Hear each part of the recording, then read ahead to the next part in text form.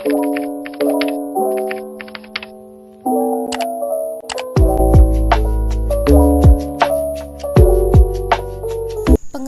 materi.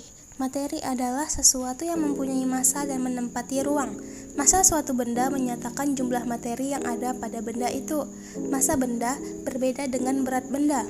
Hukum kekekalan materi menyatakan bahwa materi tidak dapat diciptakan atau dimusnahkan, tetapi dapat diubah dari satu bentuk ke bentuk yang lain. Sifat fisis. Sifat fisis adalah sifat materi yang berhubungan dengan gejala-gejala fisika. Suatu materi dapat dilihat dan diukur secara langsung.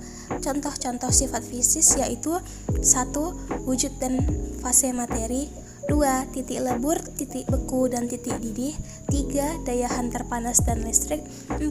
Massa jenis, warna, bau, dan rasa, 5. Sifat tertariknya atau tidaknya oleh magnet. Sifat kimia. Sifat kimia adalah sifat materi yang berhubungan dengan gejala-gejala kimia. Contoh sifat kimia adalah 1. Berubah warna, 2. Berubah suhu, 3. Mudah terbakar, 4. Mudah berkarat, dan 5. Meledak. Perubahan fisika.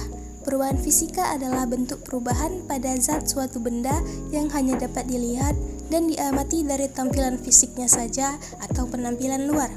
Jenis perubahan fisika adalah mencair, membeku, mengkristal, menguap, menyublim, dan mengembun. Contoh perubahan fisika adalah perubahan uap udara menjadi salju karena adanya proses pengkristalan, atau melelehkan mentega yang memanfaatkan perubahan fisika dengan cara pencairan. Perubahan kimia. Perubahan kimia adalah salah satu perubahan yang terjadi pada bentuk dan ukuran zat yang kemudian menghasilkan zat baru. Jenis perubahan kimia adalah keterbakaran, membusuk, kereaktifan, mudah meledak, beracun, dan terlarut. Contoh perubahan kimia adalah pelapukan yang terjadi pada kayu, besi berkarat, dan penguraian sampah. Klasifikasi materi. Materi yang ada di alam dapat diklasifikasikan menjadi unsur, senyawa, dan campuran. Yang pertama, unsur. Unsur adalah zat tunggal yang tidak dapat diuraikan menjadi zat-zat yang lebih sederhana dengan reaksi kimia.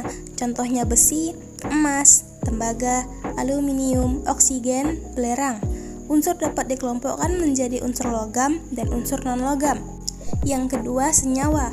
Senyawa adalah zat tunggal yang masih dapat diuraikan menjadi dua zat atau lebih dengan sifat yang berbeda dari asalnya.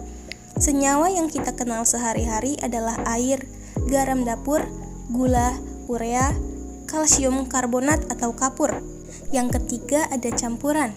Campuran adalah suatu bahan yang terdiri atas dua atau lebih zat yang berlainan bergabung menjadi satu yang masih mempunyai sifat zat asalnya dengan tidak mempunyai komposisi yang tetap. Campuran dapat dibedakan menjadi dua, yaitu campuran heterogen dan campuran homogen.